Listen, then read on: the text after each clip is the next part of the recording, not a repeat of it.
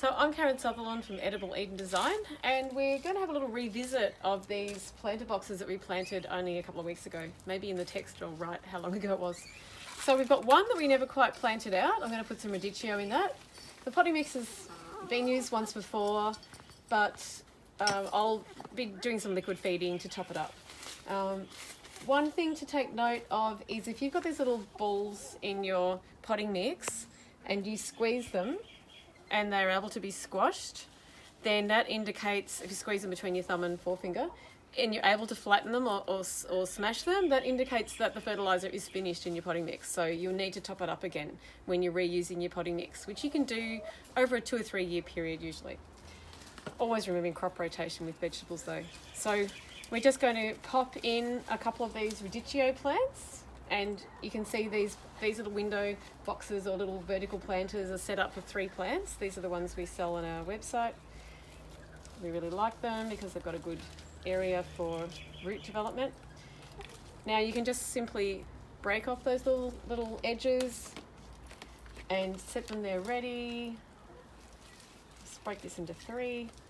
Don't plant putting those long roots into the ground. You're better off to nip them off with your thumb and forefinger so that you have a nice root ball that doesn't extend, or the roots don't extend outside the root ball, if that makes sense. So it's quite compact.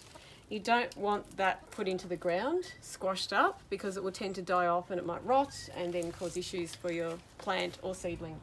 Anything altogether, doesn't have to be a veggie seedling. So we pop these in really, really simply. Look, you can do it with your fingers really, but do it with a trowel if you want. And you pop these in. It's very, very simple when you're planting into potting mix. So that's why these plants are wonderful. And you can see how well these have grown. Now, these are ready to be harvested from the outside leaves first. And that's always the case with these cut and come again vegetables such as silver beet or bok choy. You can treat this way as well, or any of these leafy lettuces. So these are almost telling you they're ready to be picked. So these leaves can just be cut off. And anything that's going towards the ground, you want to cut off and use, otherwise it's going to get wasted when it rots on the ground.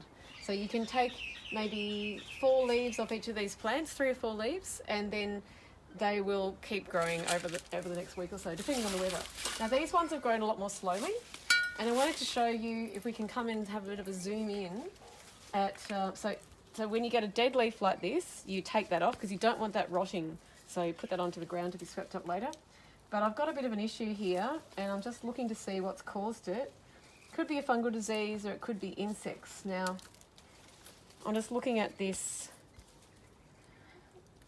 I think actually this is more of a fungal disease. So we've got a bit of a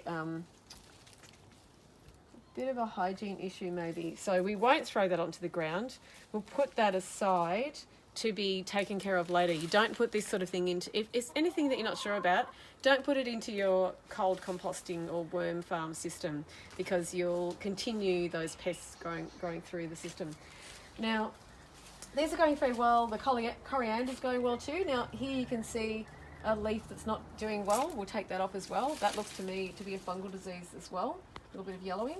We've got some coriander seedlings coming up. We've got a weed. We'll take that out.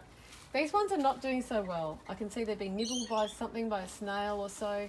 They've also possibly got some aphids. I'm not very happy with the look of them. So I will give them a little bit longer. They're looking very floppy too. They don't look right. Just going to pop that down there. Now, I'm going to water these seedlings in with some liquid seaweed fertiliser. And at the same time, I'm going to water these. Now, this doesn't have a withholding period. You can just rinse this off when you're ready to eat, so it's not going to affect these seedlings as food. This one, I think these coriander need more light. This one I'm going to give a little bit of a boost. I'm a bit uncertain that these are going to come good, to be honest. I'm ready to pull these out and replace them with Radicchio. These little containers can just be lifted up and put into a sunnier position. So I can just pop that up like so. If they're underneath each other, they catch the moisture. But, oh, I put it into a position where it's too difficult. There we go, that's better. Now there's probably still enough light coming across here to catch these from the morning sun, so these are probably going to do a bit better. And I might move this other coriander as well. So you can move them around and make sure that you're catching the right amount of sun for your plant for the season.